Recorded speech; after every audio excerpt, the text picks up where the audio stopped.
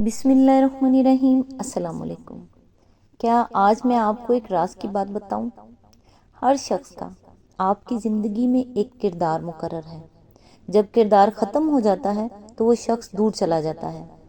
کبھی کسی کے جانے پہ گلہ نہ کرو۔ وقتی طور پر ملال تو ہوتا ہے، لیکن زندگی کسی کے جانے سے کبھی نہیں رکتی۔ بس یہ سوچ لو کہ لوگ مر بھی تو جاتے ہیں، قبرستان ایسے لوگوں سے بھرے پڑے ہیں جو سمجھتے تھے کہ ان کے بغیر دنیا کا نظام نہیں چل سکتا۔ دنیا اچھے لوگوں سے بھری پڑی ہے۔ ایک زندگی سے جاتا ہے تو دوسرا آ جاتا ہے، اور ہو سکتا ہے نیا آنے والا پہلے سے بہتر ثابت ہو۔ بس اللہ پہ یقین ہونا چاہیے۔ اللہ سے اچھا گمان رکھو، وہ کبھی مایوس نہیں کرے گا۔ وہ تمہیں تمہاری طاقت سے بڑھ کر آزمائش میں نہیں ڈالتا۔ لوگوں کے پیچھے دوڑنا چھوڑ دو تو پرسکون ہو جاؤ گے۔ جو تمہاری طرف چل کر آئے وہ تمہارا ہے، جو منہ پھیر لے اسے چھوڑ دو۔ اللہ تعالیٰ سے دعا ہے، اے پاک پروردگار، ہماری دعائیں قبول فرما، رزق کی تنگی دور فرما، ہماری اولاد کو نیک فرما بردار بنا۔ جو بے اولاد ہیں ان کو نیک اور صالح اولاد نصیب فرما۔ ہم سب کو نیکی کی ہدایت عطا فرما۔ ہر طرح کی بیماریوں، وبا، بلاؤں، حسد، سحر سے ہم سب کی حفاظت فرما۔ یا اللہ، دشمنوں کے ناپاک ارادے، ناپاک سازشیں، ان کو ناکام بنا دے۔ یا اللہ، ہم سب کو دین اسلام پر اور صراط مستقیم کے ساتھ چلنے کی توفیق عطا فرما۔ آمین ثم آمین۔ آج انشاءاللہ سورہ مجادلہ کی آیت نمبر 4 کی تفسیر، جہاں سے پچھلی ویڈیو میں سلسلہ ٹوٹا تھا، آج انشاءاللہ وہیں سے سٹارٹ کرتے ہیں۔ اعوذ باللہ من الشیطان الرجیم، بسم اللہ الرحمن الرحیم۔ نمبر 12، اس امر میں تمام فقہا کا اتفاق ہے کہ بیوی سے یہ کہنا کہ تو میرے اوپر میری ماں کی پیٹھ جیسی ہے، سری زہار ہے، کیونکہ اہل عرب میں یہی زہار کا طریقہ تھا، اور قرآن مجید کا حکم اسی کے بارے میں نازل ہوا ہے۔ البتہ اس امر میں فقہا کے درمیان اختلاف ہے کہ دوسرے الفاظ میں سے کون سے ایسے ہیں جو سری زہار کے حکم میں ہیں، اور کون سے ایسے ہیں جن کے زہار ہونے یا نہ ہونے کا فیصلہ قائل کی نیت پر کیا جائے گا۔ حنفیہ کے نزدیک زہار کے صریح الفاظ وہ ہیں جن میں صاف طور پر حلال عورت یعنی بیوی کو حرام عورت یعنی محرمات ابدیہ میں سے کسی عورت سے تشبیہ دی گئی ہو، یا تشبیہ ایسے عضو سے دی گئی ہو جس پر نظر ڈالنا حلال نہیں ہے، جیسے یہ کہنا کہ تو میرے اوپر ماں یا فلاں حرام عورت کے پیٹ یا ران جیسی ہے۔ ان کے سوا دوسرے الفاظ میں اختلاف کی گنجائش ہے۔ اگر کہے کہ تو میرے اوپر حرام ہے جیسے میری ماں کی پیٹھ، تو امام ابو حنیفہ کے نزدیک یہ صریح زہار ہے، لیکن امام ابو یوسف اور امام محمد کے نزدیک زہار کی نیت ہو تو زہار ہے، اور طلاق کی نیت ہو تو طلاق۔ اگر کہے کہ تو میری ماں جیسی ہے یا میری ماں کی طرح ہے، تو حنفیہ کا عام فتویٰ یہ ہے کہ یہ زہار کی نیت سے زہار ہے، طلاق کی نیت سے طلاق بائن، اور اگر کوئی نیت نہ ہو تو بے معنی ہے۔ لیکن امام محمد کے نزدیک یہ قطعی ہے، اگر بیوی کو ماں یا بہن یا بیٹی کہہ کر پکارے تو یہ سخت بیہودہ بات ہے، جس پر نبی صلی اللہ علیہ وآلہ وسلم نے غصے کا اظہار فرمایا تھا۔ اگر اسے زہار نہیں قرار دیا، اگر کہے کہ تو میرے اوپر ماں کی طرح حرام ہے، تو یہ زہار کی نیت سے زہار ہے، طلاق کی نیت سے طلاق، اور کوئی نیت نہ ہو تو زہار ہے۔ اگر کہے کہ تو میرے لیے ماں کی طرح یا ماں جیسی ہے، تو نیت پوچھی جائے گی۔ عزت اور توقیر کی نیت سے کہا تو عزت اور توقیر ہے، زہار کی نیت سے کہا تو زہار ہے، طلاق کی نیت سے کہا ہو تو طلاق ہے، کوئی نیت نہ ہو اور یوں ہی یہ بات کہہ دی ہو تو امام ابو حنیفہ کے نزدیک بے معنی ہے۔ امام ابو یوسف کے نزدیک اس پر زہار کا تو نہیں مگر قسم کا کفارہ لازم آئے گا، اور امام محمد کے نزدیک یہ زہار ہے۔ شافعی کے نزدیک زہار کے صریح الفاظ یہ ہیں کہ کوئی شخص اپنی بیوی سے کہے کہ تو میرے نزدیک یا میرے ساتھ یا میرے لیے ایسی ہے جیسے میری ماں کی پیٹھ، یا تو میری ماں کی پیٹھ کی طرح ہے، یا تیرا جسم یا تیرا بدن یا تیرا نفس میرے لیے میری ماں کے جسم یا بدن یا جنس کی طرح ہے، ان کے سوا باقی تمام الفاظ میں قائل کی نیت پر فیصلہ ہوگا۔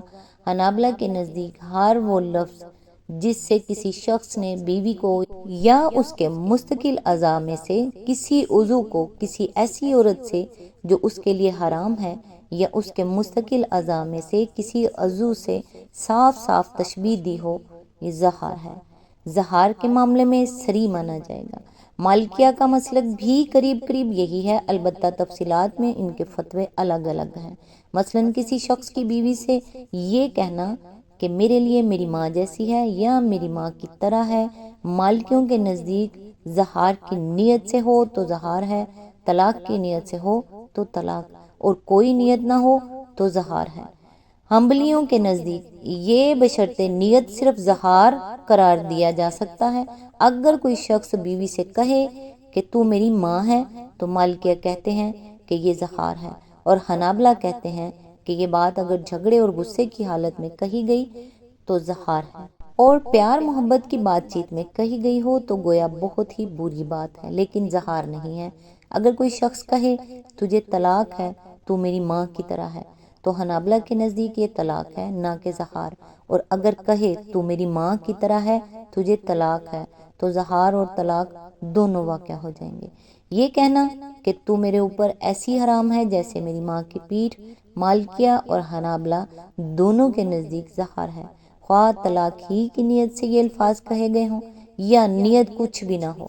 الفاظ زہار کی اس بحث میں یہ بات اچھی طرح سمجھ لینی چاہیے کہ فقہا نے اس باب میں جتنی بحثیں کی ہیں وہ سب عربی زبان کے الفاظ اور محاورات سے تعلق رکھتی ہیں، اور ظاہر ہے کہ دنیا کی دوسری زبانیں بولنے والے نہ عربی زبان میں زہار کریں گے، نہ زہار کرتے وقت عربی زبان اور فکروں کا ٹھیک ٹھیک ترجمہ زبان ادا کریں گے۔ اسی لیے کسی لفظ یا فکرے کے متعلق اگر یہ فیصلہ کرنا ہو کہ وہ زہار کی تعریف میں آتا ہے یا نہیں، تو اسے اس لحاظ سے نہیں جانچنا چاہیے کہ وہ فقہا کے بیان کردہ الفاظ میں سے کس کا صحیح ترجمہ ہے، بلکہ صرف یہ دیکھنا چاہیے کہ آیا قائل نے بیوی کو جنسی یعنی سیکشول تعلق کے لحاظ سے محرمات میں سے کسی کے ساتھ صاف صاف تشبیہ دی ہے، یا اس کے الفاظ میں دوسرے مفہومات کا بھی احتمال ہے۔ اس کی نمایاں ترین مثال خود وہ فکرہ ہے جس کے متعلق تمام فقہا اور مفسرین کا اتفاق کہ عرب میں زہار کے لیے وہی بولا جاتا تھا اور قرآن مجید کا حکم اسی کے بارے میں نازل ہوا ہے، یعنی انتا علیہ کظہر امی، یعنی تو میرے اوپر میری ماں کی پیٹھ جیسی ہے۔ غالباً دنیا کی کسی زبان میں، اور کم از کم اردو کی حد تک تو ہم یقین کے ساتھ کہہ سکتے ہیں کہ اس زبان میں کوئی زہار کرنے والا ایسے الفاظ استعمال نہیں کر سکتا جو اس عربی فکرے کا لفظی ترجمہ ہو۔ البتہ وہ اپنی زبان کے ایسے الفاظ ضرور استعمال کر سکتا ہے جن کا مفہوم ٹھیک وہی ہو جسے ادا کرنے کے لیے ایک عرب یہ فکرہ بولا کرتا تھا۔ اس کا مفہوم یہ تھا کہ تجھ سے مباشرت میرے لیے ایسی ہے جیسے اپنی ماں سے مباشرت، یا جیسے بعض جاہلہ بیوی سے کہہ بیٹھتے ہیں کہ تیرے پاس آؤں تو اپنی ماں کے پاس جاؤں۔ نمبر 13، قرآن مجید میں جس چیز کو کفارہ لازم آنے کا سبب قرار دیا گیا ہے وہ محض زہار نہیں ہے، بلکہ زہار کے بعد عود ہے، یعنی اگر آدمی صرف زہار کر کے رہ جائے اور عود نہ کرے تو اس پر کفارہ لازم نہیں آتا۔ اب سوال یہ ہے کہ وہ عود کیا ہے جو کفارہ کا موجب ہے؟ اس بارے میں فقہا کے مسالک یہ ہیں۔ حنفیہ کہتے ہیں کہ عود سے مراد مباشرت کا ارادہ ہے، لیکن اس کا مطلب یہ نہیں ہے کہ محض ارادے اور خواہش پر کفارہ لازم آ جائے، حتیٰ کہ اگر آدمی ارادہ کر کے رہ جائے اور عملی اقدام نہ کرے تب بھی اسے کفارہ دینا پڑے، بلکہ اس کا صحیح مطلب یہ ہے کہ جو شخص اس حرمت کو رفع کرنا چاہے جو اس نے زہار کر کے بیوی کے ساتھ تعلق زن و شو کے معاملے میں اپنے اوپر عائد کر لی تھی، وہ پہلے کفارہ دے، کیونکہ یہ حرمت کفارے کے بغیر رفع نہیں ہو سکتی۔ امام مالک کے اس معاملے میں 3 قول ہیں۔ مگر مالکیہ کے ہاں ان کا مشہور ترین اور صحیح ترین قول اس مسلک کے مطابق ہے جو اوپر حنفیہ کا بیان ہوا ہے۔ وہ کہتے ہیں کہ زہار سے جس چیز کو اس نے اپنے اوپر حرام کر لیا تھا وہ بیوی کے ساتھ مباشرت کا تعلق تھا۔ اس کے بعد عود یہ ہے کہ وہ اس کے ساتھ یہی تعلق رکھنے کے لیے پلٹے۔ امام احمد بن حنبل کا مسلک بھی ابن قدامہ نے قریب قریب وہی نقل کیا ہے جو اوپر دونوں اماموں کا بیان کیا گیا ہے۔ وہ کہتے ہیں کہ زہار کے بعد مباشرت کے حلال ہونے کے لیے کفارہ شرط ہے۔ زہار کرنے والا جو شخص اسے حلال کرنا چاہے وہ گویا تحریم سے پلٹنا چاہتا ہے، اس لیے اسے حکم دیا گیا کہ اسے حلال کرنے سے پہلے کفارہ دے۔ ٹھیک اسی طرح جیسے کوئی شخص ایک غیر عورت کو اپنے لیے حلال کرنا چاہے تو اس سے کہا جائے گا کہ اسے حلال کرنے سے پہلے نکاح کرے۔ امام شافعی کا مسلک ان تینوں سے مختلف ہے۔